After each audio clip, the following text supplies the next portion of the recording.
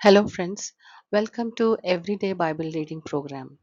ఈరోజు మనం కీర్తనలు 18వ అధ్యాయం 25 నుండి 30 వచనములు చదువుకుందాం.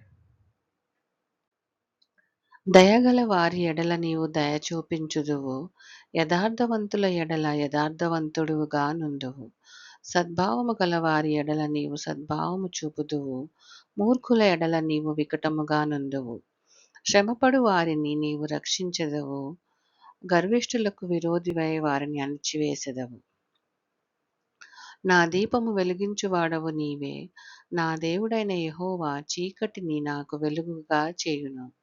నీ సహాయము వలన నేను సైన్యమును జయింతును, నా దేవుని సహాయము వలన ప్రాకారమును దాటుదును. దేవుడు యథార్థవంతుడు, యెహోవా వాక్కు నిర్మలము, తన శరణుజొచ్చు వారికందరికీ ఆయన కేడము. ఆమేన్. మన మంచి దేవుడు ఈ బైబిల్ రీడింగ్ని దీవించుగాక. Thank you friends for joining me in the everyday Bible reading program. ఈ బైబిల్ రీడింగ్ మీకు దీవెనకరంగా ఉందని తలస్తున్నాను. Thank you.